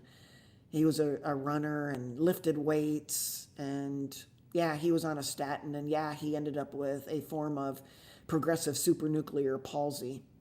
He also ended up with heart failure and AFib. Now, could that have been from the heavy running that he did? Absolutely. But I think that's what really poisoned me and got me thinking about the statins. Nonetheless, my dad lived a considerable amount of time without eating. In fact, he went quite a time, I bet 10 days without drinking anything. And for those of you who know about dry fasts, there are people who dry fast. Once your body has no external water, it starts making its own internal water. And I believe that's what was happening to my dad, is he was burning his ketones in those last 2-3 weeks of not eating. So he was using his ketones. He did end up to be quite cachectic, quite skeleton-like upon going with Jesus. But he wanted to stay around, and we got some extra praying time in. We got some extra family time in, and it was beautiful. Nobody wants to see their parents pass away, and it's hard to deal with. But honestly, my dad went very peacefully around 2 a.m. and I just nodded off. I had one of his sweatshirts on, so I think he was keeping me cozy, warm, and the nurse came in, and I think I'd been dozing off for about 15 minutes, and he had passed. So I think he waited for me to close my eyes so he could close his.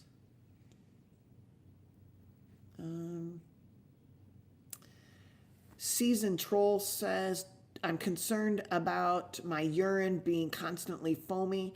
One of the first things that comes to my mind with foamy urine is oxalates. I did increase my protein intake for my new workout program, but it's worrying me. I think once your body gets used to it. Oh, Melanie, I'm glad you're here. Thank you yesterday for the donation to the Rescue Rehab and Rehome. I really appreciate that. That's supporting where Tallow came from. It's a live fundraiser. And also, if Kashua is listening, I also want to thank Kashua for their donation. So I appreciate you guys thinking about it. I try to raise $100 per month. So we are a fourth of the way there. If you guys on Instagram would like to donate $1 or $2 to Rescue Rehab and Rehome, I would really appreciate it. And so would Tallow, and so will the people that brought Tallow from Norman, Oklahoma. That's his name, is Norman Tallow. And he was, yes, named after beef tallow. So Norman Tallow is his name. Pro Elando says, I got told eat lots of eggs for morning breakfast daily. That's a good, I don't think that's bad advice. Bexa asks, how do I feel about fasting? I think I answered that question multiple times. I prefer not to fast, but my fasting ends up being intermittent fasting, where I will maybe consume a meal at 10 and 5 usually. So I go, good 8 hours, and then I go through the night. So if you're eating your last meal at 5, 6 o'clock, so say 6 to the next morning at 10, that's a considerable amount of fasting. So that's 16 hours right there. So that's what I do, is I would call that intermittent fasting. Ooh, Jessica, I don't know if dental work can make Lyme disease worse, but here's how I would put these dots together. Lyme disease is an inflammatory reaction. Dental procedures, dental work is an inflammatory reaction. So could you make any inflammatory condition worse by having bad mouth? Yes. That's how I put it together, but I don't know if those dots connect the way you want them to. Bexa, yes, I do. I don't know if I call it telehealth. I do it consultations via video. I do video consultations, and I schedule them. You can schedule one by emailing me at ironladydoc@aol.com. Yes, Cher, I charge by the hour. It's $150 per hour. It looks like Lucy put that in there as well. Could microgreens complement nutrients not present in a carnivore diet? I don't know of any nutrients that are not in a carnivore diet, as long as you're eating head to toe, nose to tail. If you're eating nose to tail, there's no nutrients that you're missing in a carnivore diet. If you only eat muscle meat, you are going to miss glycine. If you miss glycine, you could build up uric acid, because glycine is needed to take care of the kidneys.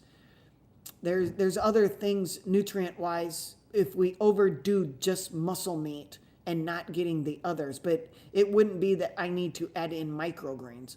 If I was going to add in any type of a green, so to speak, I would make sure I boiled it for at least 20 to 30 minutes. Boiled it. I mean, really boiled it, because I don't want anything in it. And by the time I boiled it, there wouldn't be any nutrients, if anything was in there, okay? So no, I probably, for myself, if you want to, go for it.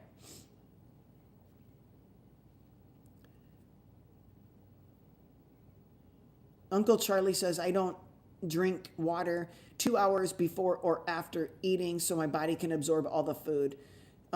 He was told that by Dr. Anthony Chafee. I've actually never heard Dr. Chafee say that.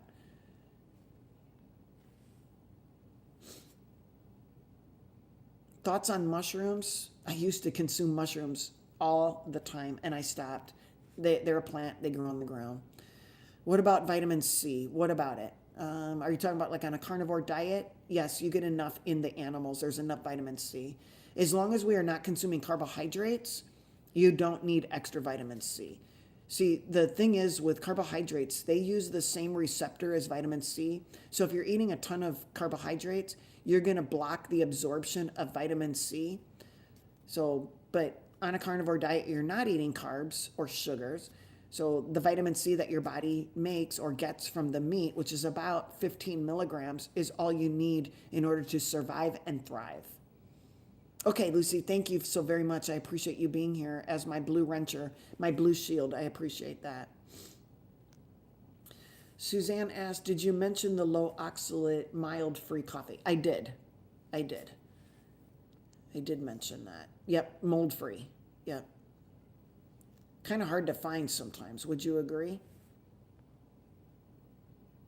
All right. Did I miss any questions?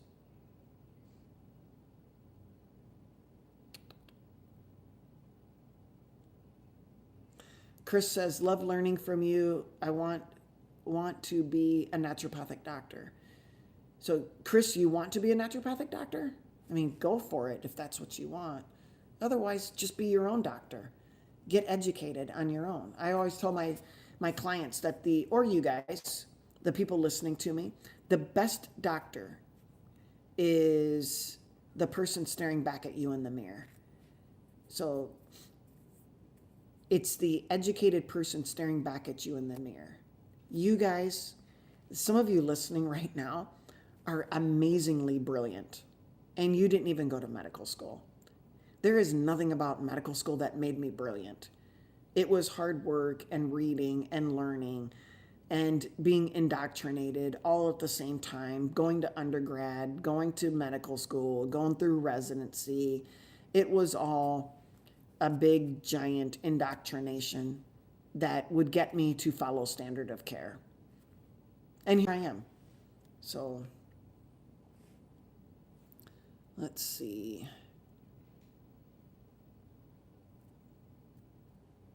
Any other questions, you guys? You had very, very good questions today.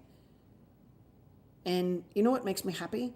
That even people who do not follow an animal-based diet felt okay by being here today. That makes me happy because they still need to know the 3 stages of biological regression of plaque formation in an artery.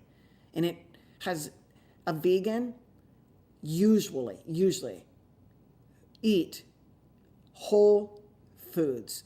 Their insulin levels are usually between 3 and 5, which means normal. Their CRPs are usually low. They usually do not eat raw vegetables. They usually cook their foods. They usually get enough complete protein. So we all need to know that once upon a time, like I think Cher said, that she's been vegan for 8 years, okay? What about prior to that? We went from a standard American diet to something much better, vegan or carnivore or anything in between, okay? We still need to learn about how an LDL starts out as a VLDL in the liver, and the stages of how a VLDL becomes an LDL and then recirculates back to the liver. We all need to know that an environment of sugar and insulin will prevent any type of repair going on in our body. If your body is inflamed, it's in a sugar and insulin environment, it cannot heal. It cannot heal. If you're good with that and you are good with playing out the rest of your life in that type of environment, then you have enough information to make a decision that's good enough for you. So if you want to follow a vegan or a paleo or a carnivore or a keto or whatever diet you want to follow, just know the ramifications, okay? And just keep in mind that there is not a medicine out there that can cure your thing, whatever it is. There's no medicine that is a curing. All medicines block normal biologic and physiologic pathways in our body. Your body has a normal biologic and physiologic pathways in our body. By taking a medication, you're blocking that, whether it's a supplement or it's a pharmaceutical made by a pharma company that's FDA approved. They will block mechanism pathways in our body. My goal for you is to prevent the need to what you think fix. It's not fixing, but band-aiding over a problem that you guys are causing. So if you eat a low insulin provoking diet, you exercise on a daily basis, you sleep well, you get outside in nature, breathe clean air, go hiking, get out in nature, hug a tree, stand barefoot on the ground, hang around positive people, then your life is probably full of joy. But if you are consuming a high sugar diet that spikes insulin, that causes you to fall asleep, that gives you no energy, you don't work out, you don't sleep well, you're depressed, then I would venture to guess that you're not skipping down the street singing the happy song and your life is not joyful. But I could be wrong. I might be speculating. Okay. Any questions?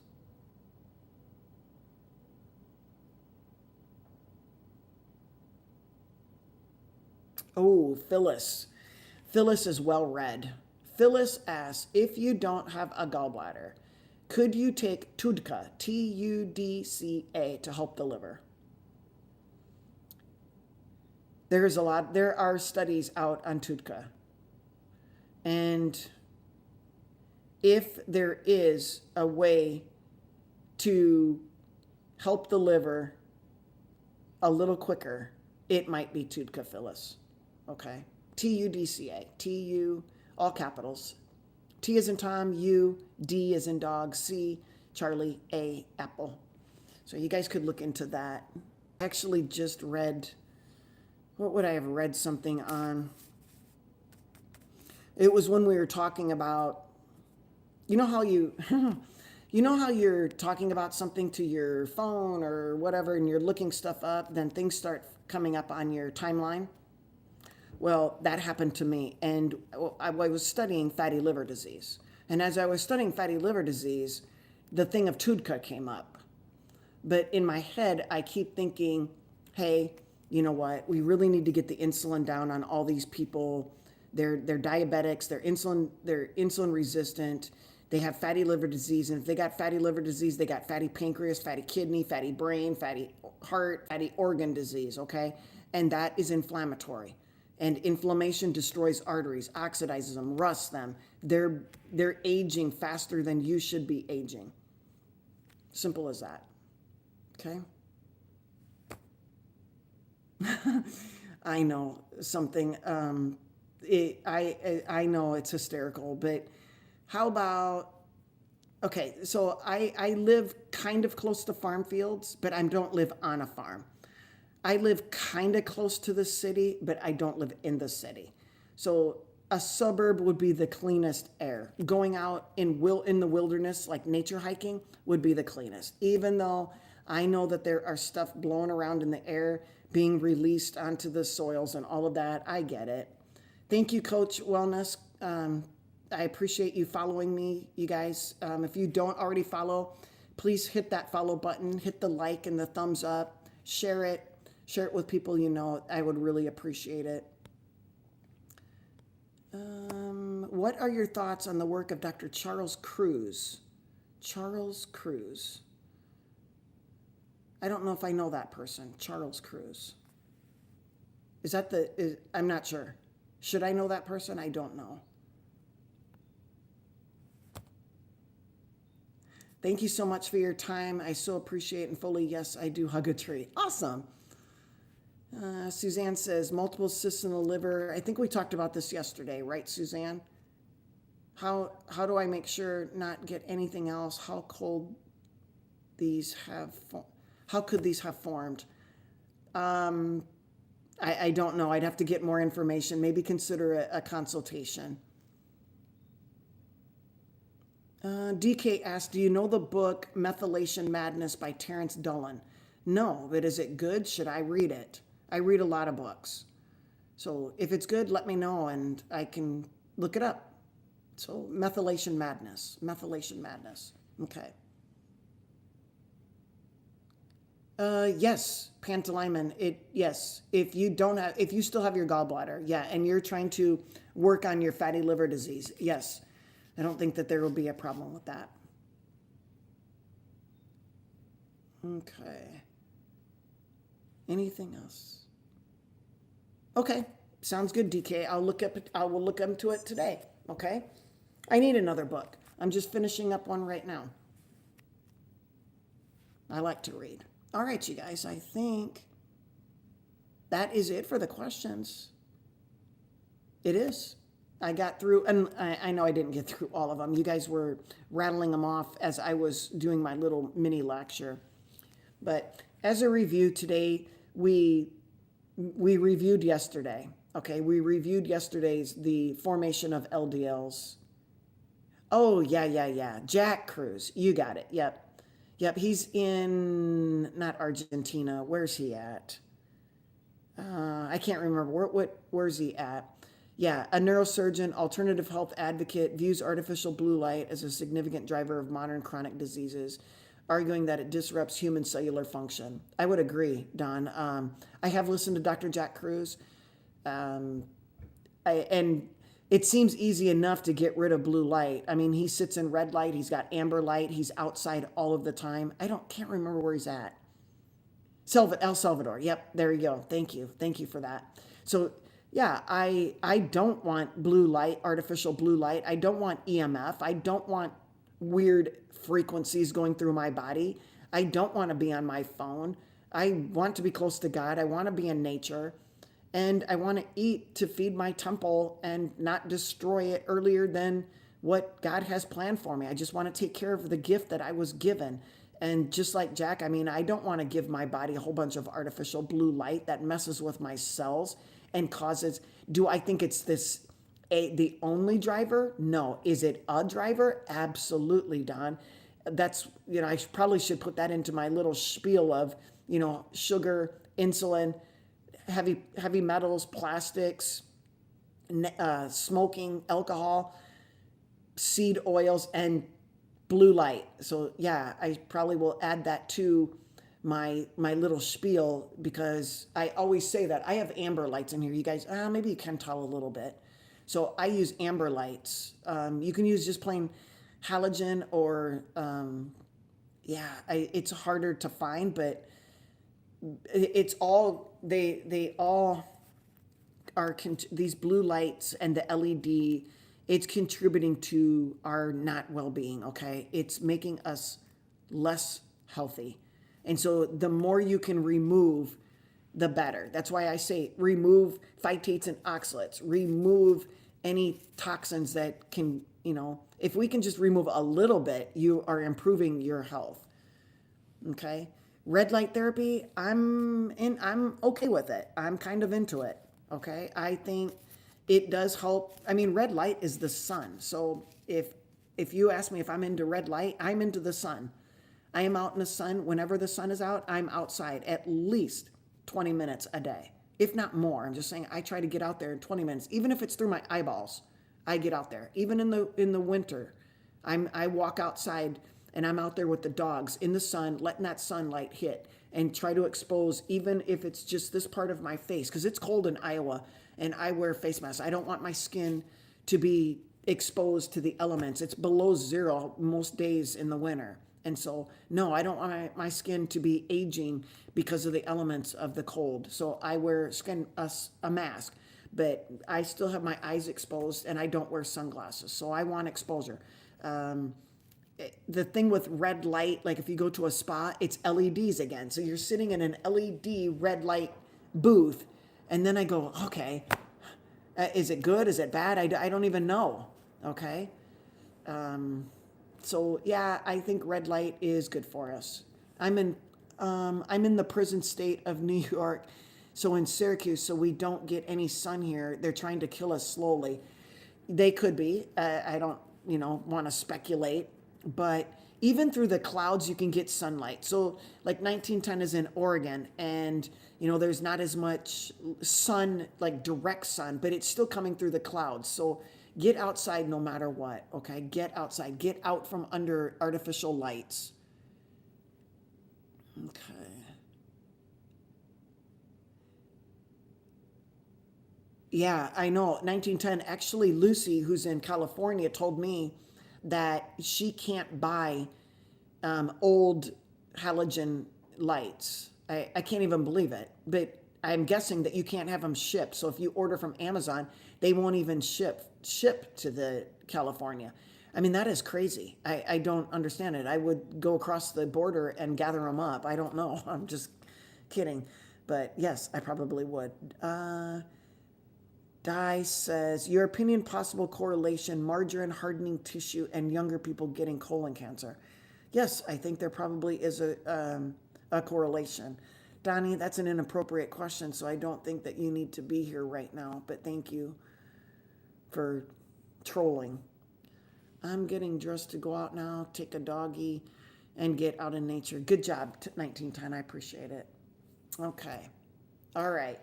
You guys, we'll call her quits, but thank you for those last minute questions. I am here live streaming on Saturday mornings, Lord willing, every Saturday morning at 9 a.m. Central. Every Sunday at 10 a.m. Central. Yeah. Yep, something. The trolls are mainly on YouTube. You guys over on Instagram are just amazing. You ask questions that are deep in your heart, and I appreciate that. But we're gonna have all kinds, and all we do is put them in timeout, and hopefully hope for the best. Okay, so anyway, you guys have a blessed Sunday, and enjoy, and pray. Get out in the sun. Stand barefoot on the ground.